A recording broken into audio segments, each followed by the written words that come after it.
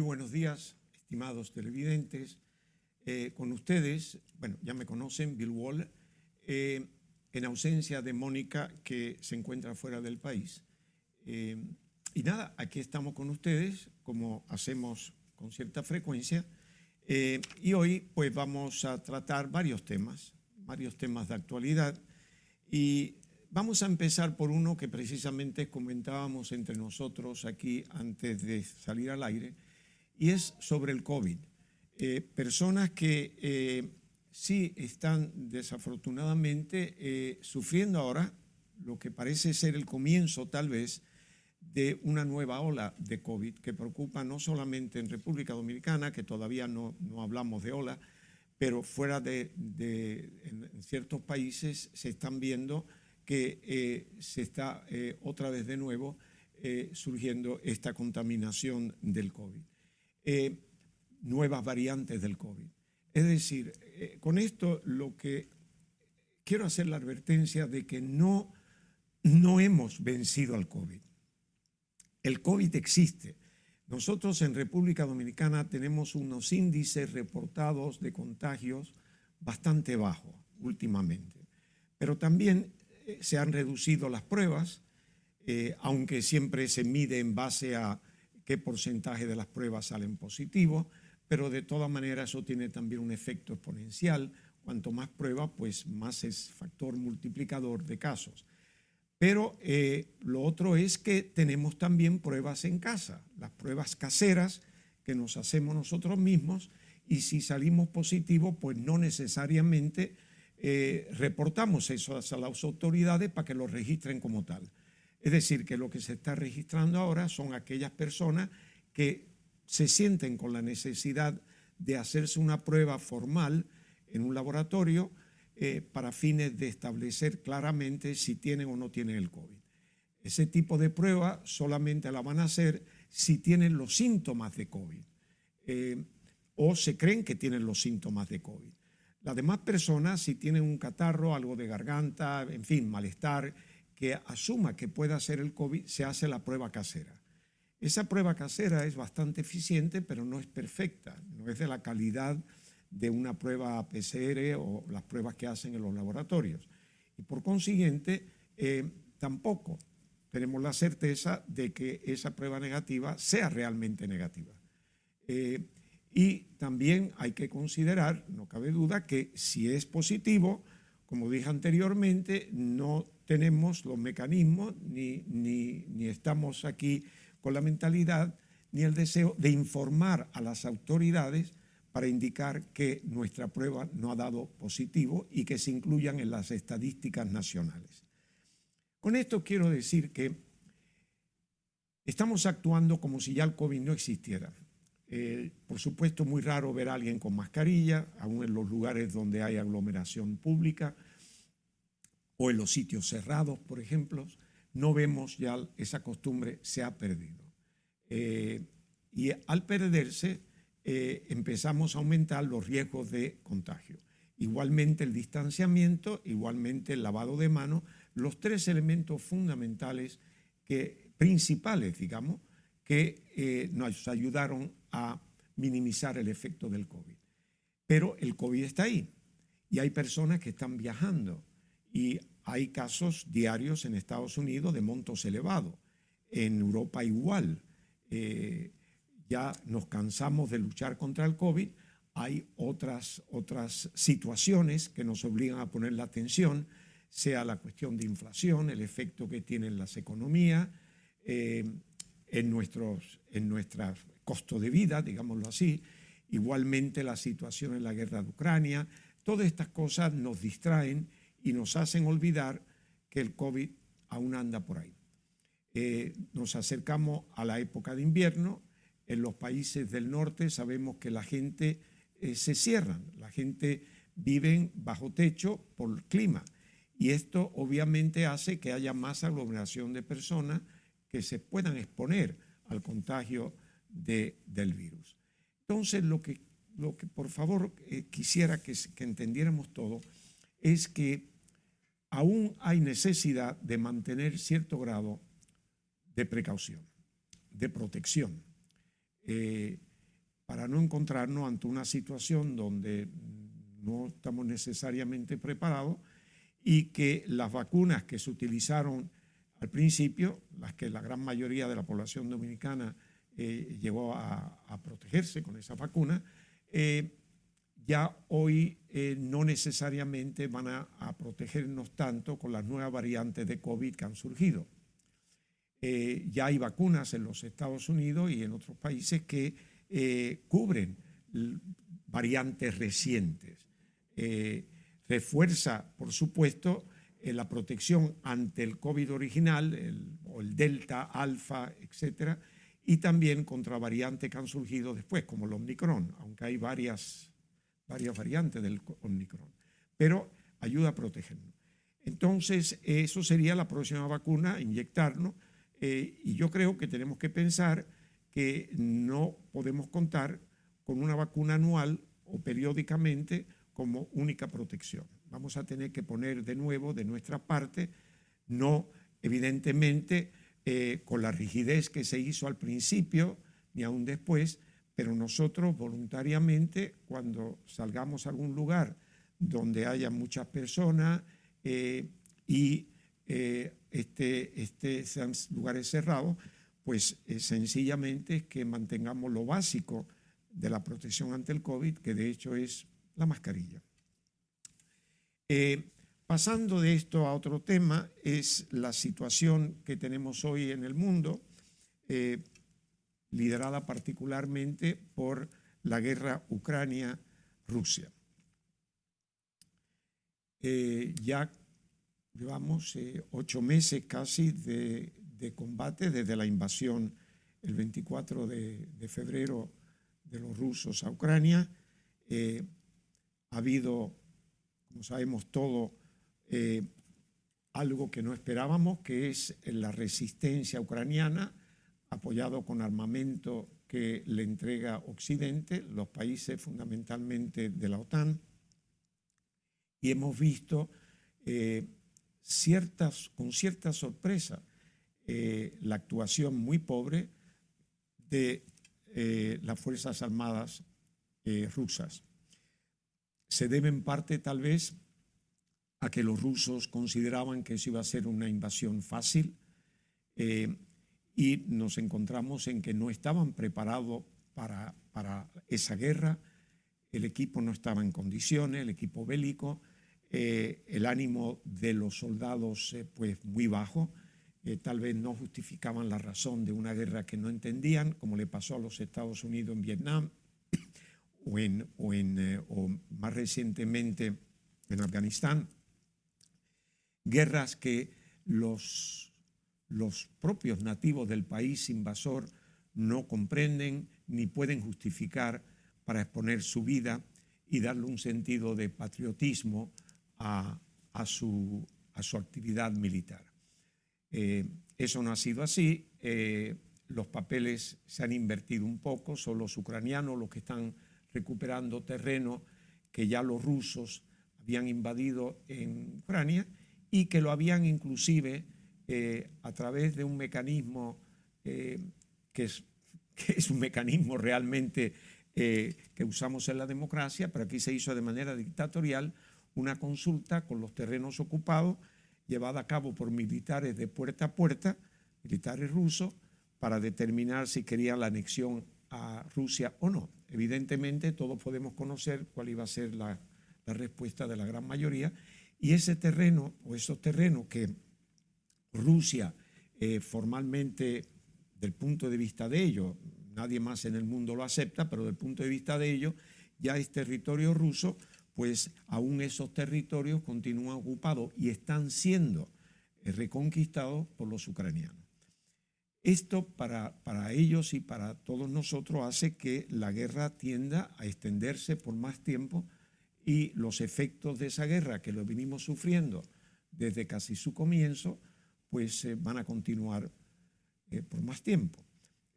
Uno de los errores que a mi entender están haciendo los rusos es atacar fuertemente las poblaciones, los civiles, utilizando armamentos que deberían utilizarse en el frente.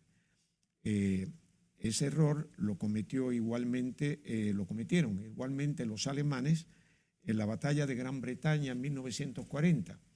La Luftwaffe, las fuerzas aéreas alemanas, que atacaban las bases de los cazas británicos que defendían el cielo sobre Gran Bretaña, deciden atacar Londres, particularmente Londres como el centro de todo, la capital de Inglaterra, de Gran Bretaña, ese centro, y distrajeron fuerzas para ese efecto, bombarderos que estaban atacando las bases de los cazas que a la vez estaban derribando aviones alemanes. Esa distracción causó muchas muertes en Londres, muchos destrozos en Londres, pero permitió a las fuerzas aéreas británicas, que ya estaban debilitándose peligrosamente, de recuperarse, de rehacerse, y entonces se mantuvieron más fuertes y al final ganan la guerra aérea sobre el suelo británico. Y aquí lo mismo, aquí si usted utiliza los esfuerzos, los equipos, las municiones, todo para atacar la población civil que está a retaguardia, que no está en el frente, eso indica que las fuerzas enemigas tienen la libertad de maniobrar y de seguir atacando. Y sus fuerzas no reciben el apoyo que deberían tener atacando esas fuerzas que son las enemigas, sino que están atacando al pueblo para agotarlo, una guerra de desgaste. No cabe duda que Ucrania está sufriendo. Ahora tienen problema de energía eléctrica porque los rusos con drones han bombardeado las plantas de energía. Viene un invierno frío. Es una guerra como de retaliación, es una guerra casi como de venganza por parte de los rusos de someter al pueblo ucraniano a través de sufrimiento extremo a la población civil. La historia prueba de que en la mayoría de los casos eso lo que hace es que aumenta la resiliencia de esos países y están dispuestos a luchar mucho más fuertes que si no lo hicieran. El efecto para todos los demás es como lo sabemos. Pero en un mundo volátil, elementos fundamentales como los combustibles, en las últimas semanas o 2 semanas, se ha reducido. Por ejemplo, recientemente, digamos ayer, antes de ayer, el petróleo de Texas occidental bajó a 83.46.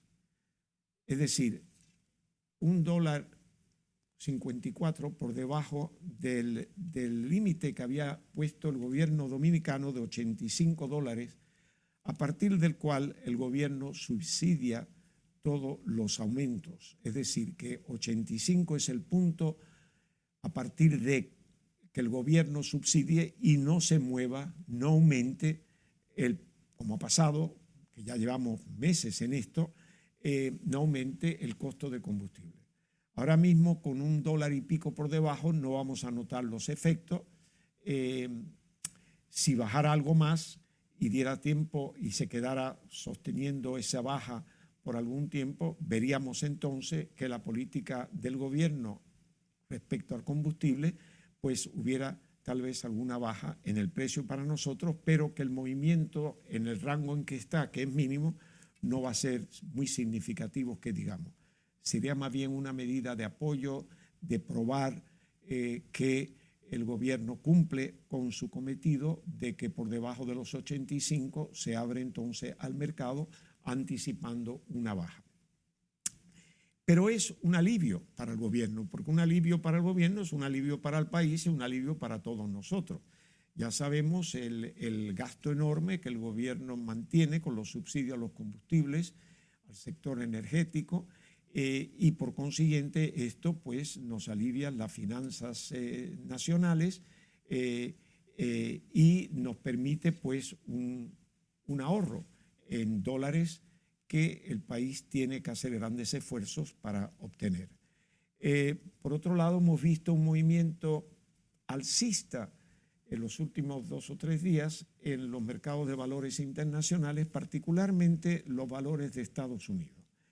Estos valores, que son títulos, que son acciones, aunque también se negocia evidentemente títulos de deuda, pero estamos hablando mayormente de las acciones, que es lo que se concentra en las bolsas de valores, fuera de aquí, porque aquí no tenemos realmente aún, no negociamos aún acciones, pero fuera de aquí las bolsas de valores, la gran concentración son títulos accionarios. Entonces aquí lo que hemos visto es un alza. Y esto es interesante porque se debe a la reacción del mercado a las ganancias registradas y anunciadas por las empresas en el último o en el tercer trimestre de este año, el último trimestre que cerró el 30 de septiembre, y vemos que muchas empresas están manteniendo índices de beneficios elevados, en algunos casos por encima de las expectativas. El otro índice interesante es que el desempleo en los Estados Unidos está en 3.5, que eso es uno de los índices más bajos que registra la historia de los Estados Unidos por mucho tiempo, y eso indica que hay consumo, que hay empleos, hay consumo. Ese consumo, no obstante los índices de inflación, pues crean presión en la inflación. Y el gobierno americano, las autoridades monetarias de los Estados Unidos, al igual que las dominicanas, al igual que en todo el mundo occidental, tiene que aplicar una medida de restricción monetaria, aumentando tasas de interés para poder controlar la inflación. Y esto se viene haciendo en República Dominicana desde casi un año, noviembre del año pasado, cuando el Banco Central aumentó, después de los años del COVID, por primera vez después del COVID, la tasa de referencia. Entonces, en los Estados Unidos tardaron un poco más, en Europa también, y eso comenzó por ahí de mayo, junio, ese tipo de movimiento. Y eso, pues claro, evidentemente tienen que continuar con ello. Y para indicar los efectos que eso pueden tener, pues vamos a volver después de esta breve pausa.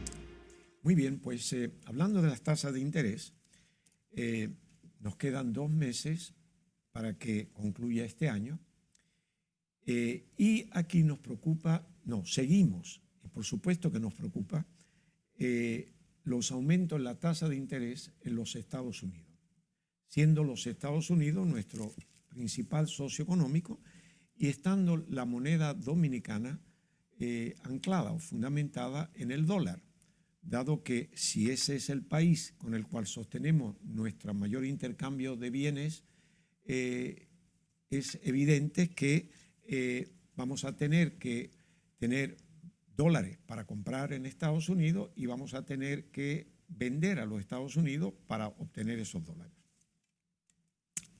También el combustible, como todos los commodities, los productos primarios, se cotizan mundialmente en dólares. Entonces, la medida que tomen los Estados Unidos o la forma en que incrementen, y lo han estado haciendo, la tasa de interés, aquí es algo que lo observan muy de cerca las autoridades monetarias, el Banco Central. Y el Banco Central fue de los primeros bancos en el mundo que comenzó el ciclo de aumento de tasa de interés, anticipándose al movimiento particularmente de los Estados Unidos. Y eso ha sido sabio, eso ha tenido mucho sentido. Y hoy los Estados Unidos tienen una tasa de referencia de 3.25 y nosotros 8.25. Es decir, que el Banco Central ha llevado a mantener la tasa de referencia a 5%, 500 puntos básicos, 5% por encima de las de Estados Unidos. Y uno de los motivos que tiene que hacerlo es evidentemente para evitar la fuga de capital, que si en Estados Unidos ya se están pagando más dinero por los depósitos en dólares, nosotros aquí tenemos que mantenerlo atractivo para que no salgan del país lo que tenemos aquí. Y eso es sumamente importante. Pero ese 8.25 está sujeto a aumento dependiendo de la forma en que aquí se está controlando la inflación, y ha bajado un 1% en el último mes, pero aún está alta, está en 8, sobre el 8%. Y en los Estados Unidos, desafortunadamente, no ha bajado como se anticipaba y lo están manteniendo en 8.3.4 también. Es decir, una inflación muy similar a la nuestra, pero muy alta para los Estados Unidos. Entonces, ellos con una tasa de referencia del 3,25, ya se habla en los Estados Unidos que el próximo mes de noviembre, a comienzo de noviembre, cuando hay la reunión de la Reserva Federal, que es su banco central, ya se anticipa que va a haber un aumento de probablemente 75 puntos básicos, o sea, un 0.75% para llevarlo a el 4%. Y luego, en otra reunión de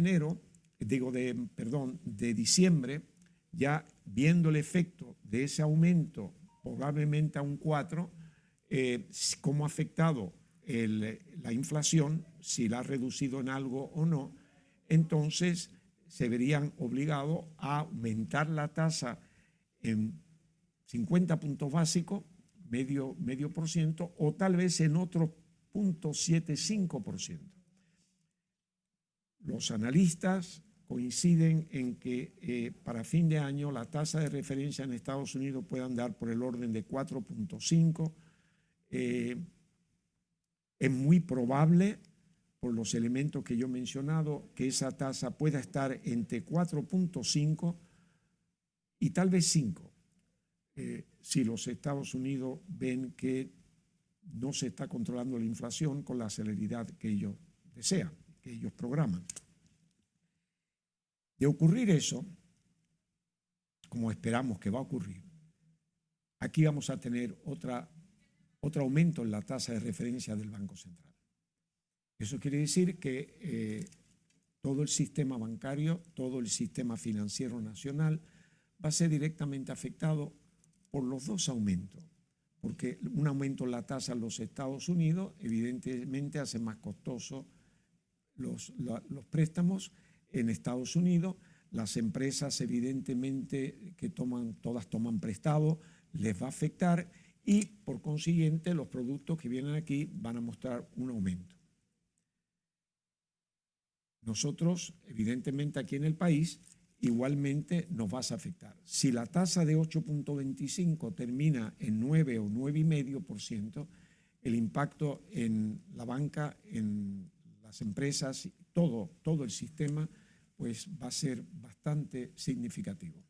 La idea es ralentir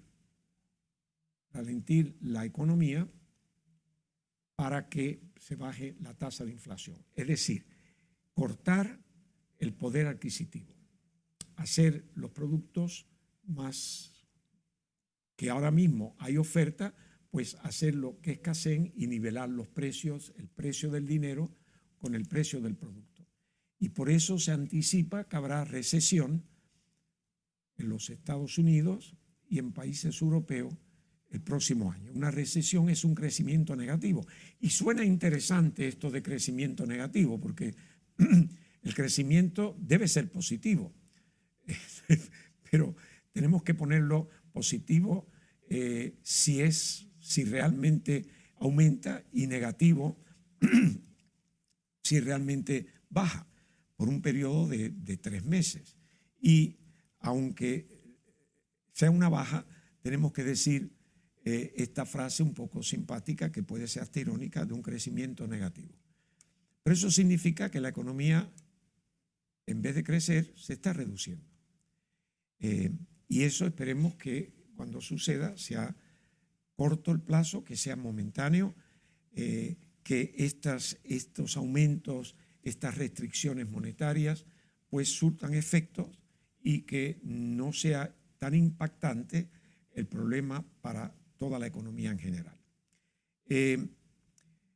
Yo creo que debemos de estar consciente de ello, prepararnos para ello, y ya los mercados están descontando eso. Si hoy vemos, por ejemplo, el rendimiento de los bonos del Tesoro de los Estados Unidos de 10 años, que son un benchmark, que es un instrumento de referencia, ya hoy el rendimiento está alrededor de 4%, con una tasa del 3.25 de referencia.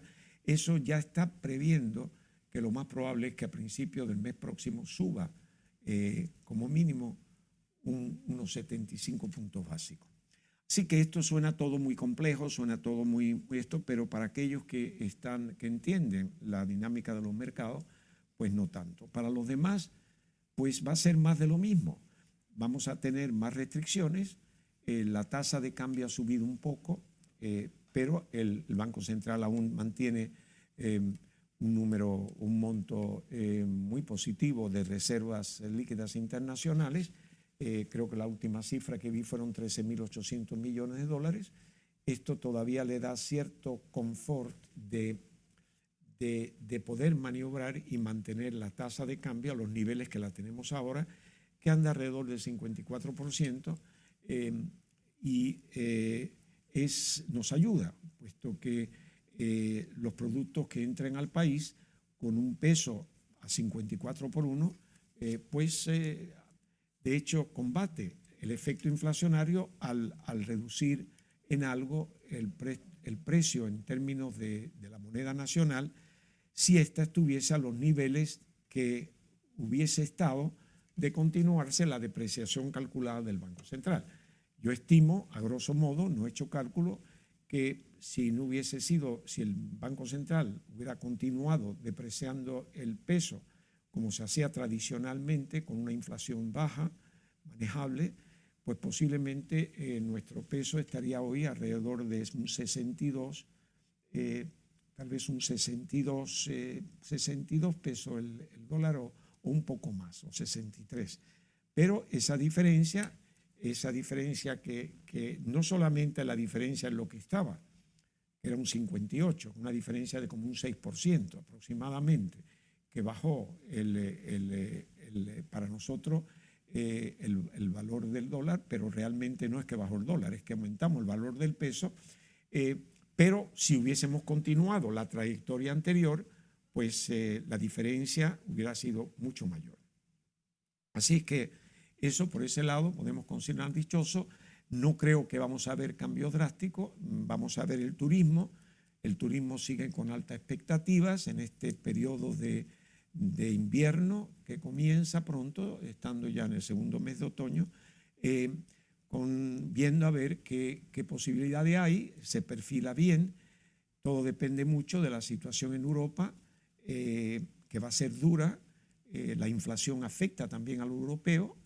Por consiguiente, un desplazamiento a distancia para ir a una playa, aunque tenga mucho deseo de ello, pues le va a significar algo más difícil que si las circunstancias en Europa hubieran estado normales, sin la guerra de Ucrania y Rusia. Pero tenemos expectativa de ello. Canadá, por ejemplo, se ha ido recuperando. El turismo, esa es una fuente muy importante para nosotros, aunque tengan elementos inflacionarios también en Canadá, pero el clima obliga a salir al sol, y República Dominicana es uno de los destinos favoritos para los canadienses. Entonces esperemos que nos sigan visitando así con los mismos entusiasmo, el mismo entusiasmo y a los números crecientes, y serán siempre bienvenidos. Entonces, esto es la situación que vemos. Esto es muy variable, cambiante, se modifica continuamente, y por lo tanto, China, se renueva el gobierno chino, siguen las tensiones entre China y Estados Unidos. El señor de Corea del Norte continúa con estos ensayos de misiles de todo tipo, valentonándose. El presidente Xi Jinping en China, ya reelecto, que mencionó que continuará fortaleciendo la Fuerza Armada China, evidentemente hay un movimiento hacia la recuperación del territorio de Taiwán que evidentemente lo hace aumentar la confrontación y las tensiones con los Estados Unidos, que están comprometidos a mantener Taiwán como un ente independiente. Esa zona, pues bajo estas tensiones, va a sufrir porque al no estar la situación normal, el turismo, los movimientos comerciales y demás van a ser afectados como lo están siendo. En América Latina, la perspectiva de los gobiernos que vemos ahora, la mayor se concentra en Brasil, que de hecho ya hubo la primera vuelta donde tuvo mayoría pero no pudo ganar Lula, y se anticipa que probablemente Lula llegue a lograr la victoria en Brasil, por lo cual Brasil sería otro de los países que se inclina hacia la izquierda. En Chile no se habla mucho recientemente, se quedó pendiente la reforma a la Constitución, porque la primera reforma no fue aceptada por mayoría del pueblo y la constituyente, y entonces ahí pues se está trabajando en ver cómo se llega a balancear esta nueva constitución de manera que pueda satisfacer a la gran mayoría del pueblo chileno. En Perú, muy inestable con la situación de Castillo, se acusa a la esposa de corrupción, hay muchos problemas de desconfianzas y eso no es sostenible. Yo creo que de algún lado u otro eso puede explotar. Y en Colombia, el nuevo gobierno, pues hasta ahora no ha habido nada que preocupe. Hasta los Estados Unidos han hablado con el presidente sobre la política que ambos están de acuerdo hacia la droga, que el presidente en Colombia no estaba muy conforme, el nuevo presidente, con la política que llevan a cabo, particularmente los Estados Unidos, pero en una reunión parece que llegaron a ciertos acuerdos al respecto. O sea que ahí nada, no ha habido movimientos de violencia fuera de lo normal en Colombia, y Colombia siempre ha sido un país de bastante violencia. Y no hay nada. Venezuela sigue una senda muy crítica.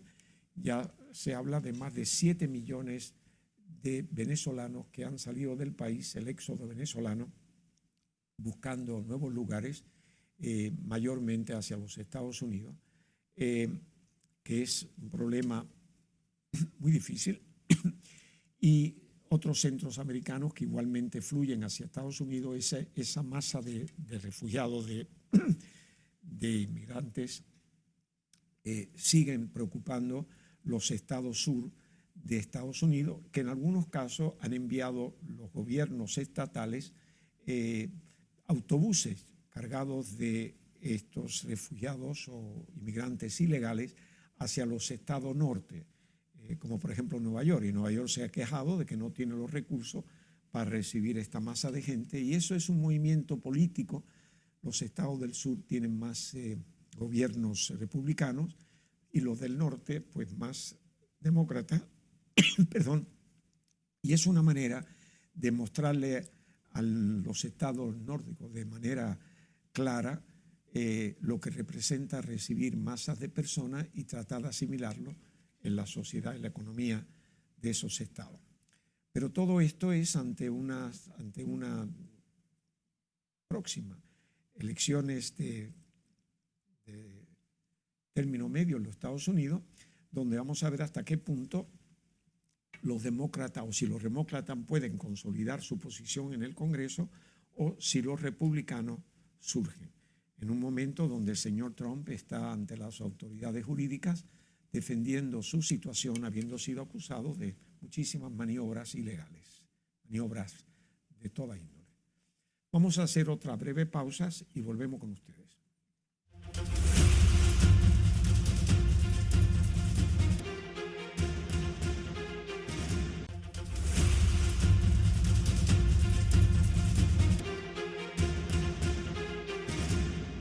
Bien, pues nos quedan el resto de este programa.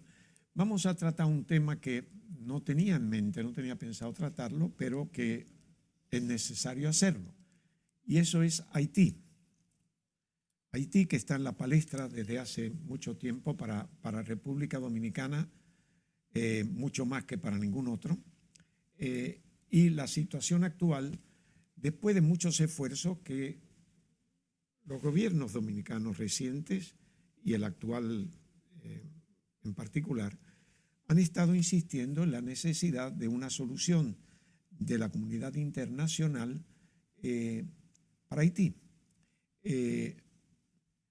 Finalmente, la situación de Haití se pone ya de extremadamente difícil a totalmente insostenible y las instituciones como la OEA y la ONU finalmente tratan el tema de Haití con intención de ver cómo se puede resolver. Claro, el gobierno haitiano no tiene mucha solidez, no tiene presidente, es un primer ministro, tiene mucha oposición, pero es el gobierno.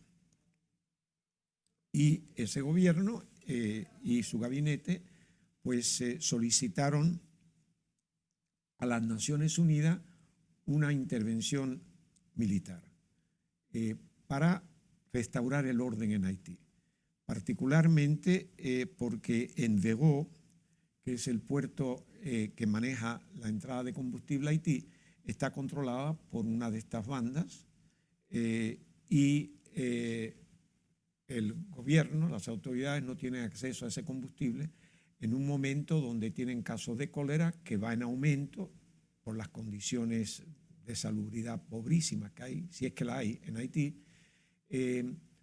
Por supuesto que esas bandas saquean almacenes de alimentos y de otros productos esenciales y por consiguiente la población, particularmente en Puerto Príncipe, pero en todo Haití, pero Puerto Príncipe mayormente, que es el área que fuertemente controlan estas bandas fuertemente armadas, con las cuales la policía haitiana no puede controlar, es imposible, no tienen ni la fuerza, ni el equipo, ni el entrenamiento, y finalmente esto se reconoce. Pero hay un elemento fundamental y cambia la perspectiva de Haití. En primer lugar, que es el gobierno haitiano el que solicita una intervención. Eso es fundamental. Y ese ha sido un punto que les habla sostenido de que este problema no se va a solucionar sin la voluntad y participación de los propios haitianos. O sea, no sería una invasión indeseada, por ejemplo, como la de Ucrania, aunque no con los mismos elementos, ni mucho menos, pero sería como la que se hizo anteriormente, que terminó en la MINUSTAH, pero que fueron fuerzas americanas las que entraron. Esa no fue una invasión o una intervención solicitada por un país que se ve realmente imposibilitado, sencillamente que no tiene los medios para enfrentarse a una situación que requiere una corrección inmediata. Entonces, evidentemente ya esto cambia el perfil de lo que se va a hacer. Lo otro es que se va a hacer, puesto que han habido, como la misma OEA y las Naciones Unidas, su secretario general, de que no puede ser una fuerza de las Naciones Unidas. Y evidentemente no, porque la fuerza de paz de las Naciones Unidas, la llamada fuerza de paz, los cascos azules, intervienen en un conflicto en un país cuando las dos partes han acordado paz. Han acordado dos partes confrontadas, dos partes marcadas que buscan la paz. Pero tienen que haber dos partes que representen un núcleo de la población. Y si esas partes deciden paz, pues entonces entra una fuerza de paz que solamente llevan armas largas, fusiles, no están equipados para un combate, sino sencillamente es una policía, si se quiere, una policía que en estos casos lleva macana, sencillamente para asegurar que ninguna de las partes viola ese acuerdo de paz.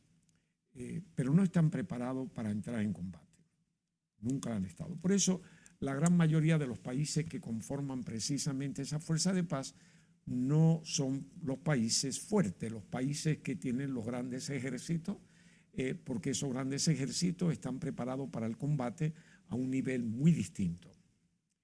Entonces, las Naciones Unidas no tienen un ejército para combate y esto de paz. Aquí no existe en Haití una situación de acuerdo de paz entre las partes, entre estas bandas y el gobierno, que es muy débil. No existe. Por consiguiente, para poder ocupar la entrada del combustible, que es esencial, Haití no puede quedarse mucho más tiempo sin combustible, porque eso le afecta a la energía, le afecta a los hospitales, en fin, le afecta a todo.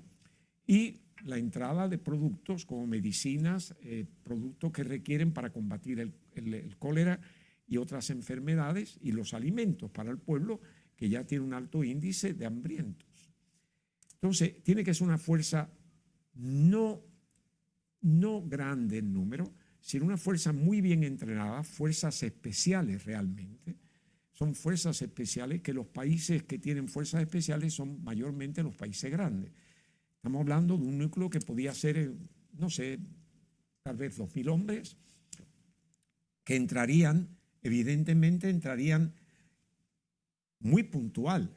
Tendría que entrar a ocupar ese puesto que está en la costa, que es fácil, desembarcan por ahí, entran por ahí, y luego cuidando de tratar de que las bajas de la población civil sean las mínimas.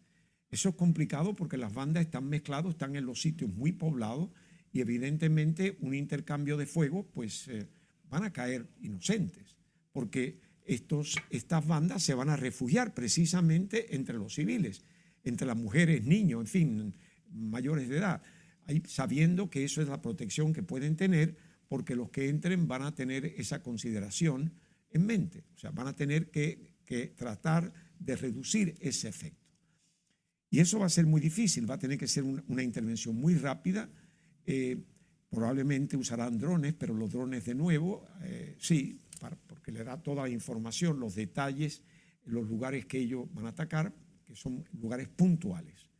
El problema es que los lugares donde ellos van a atacar lo conocen muy bien estas bandas y se van a proteger lo más posible y ellos van a exigir el costo mayor en vidas inocentes. Pero eso es una situación que, si el gobierno de Haití está consciente y se determina el alcance de esa intervención militar inicial, ese alcance, de manera que el país lo entienda y lo acepte, y que las fuerzas interventoras o los gobiernos correspondientes, porque no puede ser nada más que se piensa en un país, una fuerza de esa índole hoy tiene que ser Estados Unidos. Pueden tener el país europeo que tienen miembros, pero yo creo que sería complicado de una fuerza de, digamos, 1.500 o 2.000 hombres, si es que llega a ese monto, tener de 3 o 4 naciones. No creo que eso haría mucho sentido, sino que sería una fuerza, obviamente, de los Estados Unidos. Una fuerza de reacción rápida, muy rápida, para que este ataque dure lo menos posible y que ocupen, junto con la policía haitiana, los lugares estratégicos para sostener algo de paz a medida que se vaya afianzando la capacidad de las autoridades policíacas en Haití.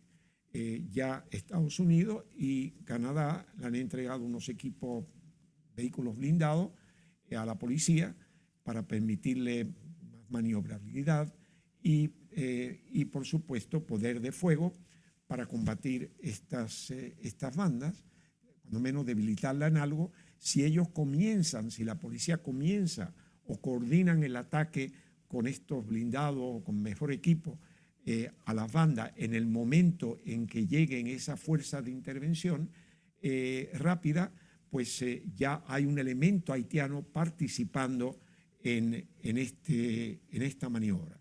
Y por lo tanto ya no es una invasión exclusiva de fuera, sino es una invasión que apoya a las fuerzas haitianas. Yo creo que esa es la mejor manera.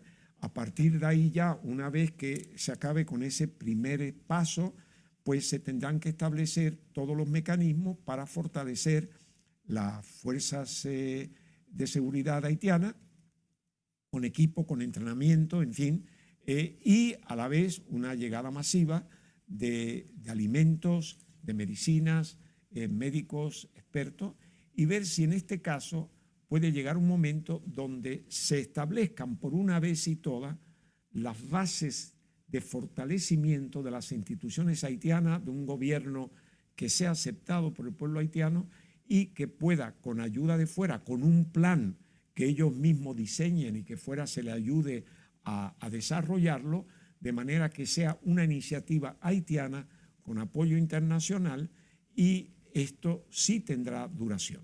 Si la intervención militar o la ayuda de fuera no está claramente establecida, sobre todo en lo militar, la duración, o sea, lo que se llama la salida de esta intervención, y luego el alcance que tiene esa intervención, entonces tenemos un problema, porque lo vamos a dejar exclusivamente a la situación en el terreno, y la situación en el terreno es muy volátil y no está clara. Entonces tienen que tener un plan muy claro de hasta dónde llega y cuáles pasos se toman en cada etapa de intervención. Y aunque yo he visto en los periódicos y muchos dicen, pero están tardando mucho en organizarse, no es una cosa fácil. Una intervención de esta índole es compleja. Es mucho más fácil intervenir masivamente con 50.000 hombres y ocupar Haití, pero eso si eso se planifica, se viene planificando para que un país haga eso, como por ejemplo Rusia en Ucrania, eso se venía ya preparando desde hacía tiempo, eso no fue improvisado. Entonces, esta intervención sería la primera vez que las Naciones Unidas le pide a algún país que cree una fuerza de intervención rápida, que no sea bajo la bandera de las Naciones Unidas. Es decir, esto es delicado, esto es una intervención unilateral con apoyo internacional. Y esos países también tienen que pensar en su gente. ¿Es aceptable esto para el pueblo, si son los norteamericanos, digamos los Estados Unidos? ¿Es aceptable para el pueblo estadounidense esa intervención? Porque esa intervención es con premeditación y alevosía, es una intervención ya solicitada, es una intervención que lo saca de los parámetros que los Estados Unidos y las Fuerzas Armadas americanas o canadienses o británicas tienen, que no están preparadas para eso. Tienen fuerzas especiales, pero no para al mismo tiempo cuidar el costo de vida de civiles y a la vez apoyar a las fuerzas locales que son débiles. Esto es algo que se sale de los parámetros militares de esas naciones y de todas las naciones, de hecho. Entonces yo creo que se va en buen paso, un poco de paciencia, hay que ver cómo se va a hacer, y no se olviden que lo que se haga en Haití sirven también de ejemplo, pero a la vez también de un precedente, crea un precedente. Y esta isla, en 1915, Haití fue invadida por los Estados Unidos hasta el 34, en nosotros del 16 al 24 y posteriormente el 65-66, y esas no fueron por decisión ni solicitud propia, fue simplemente unilateral por intereses del país invasor.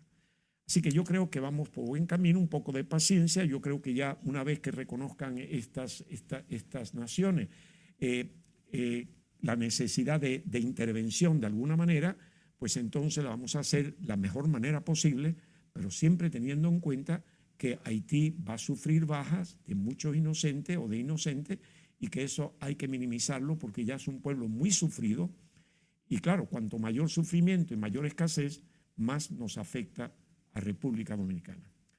Con esto llegamos al fin de nuestra entrega. Les agradecemos que hayan estado con nosotros y esperemos que hayan disfrutado del programa. Muchísimas gracias, que tengan muy buena semana y hasta la próxima.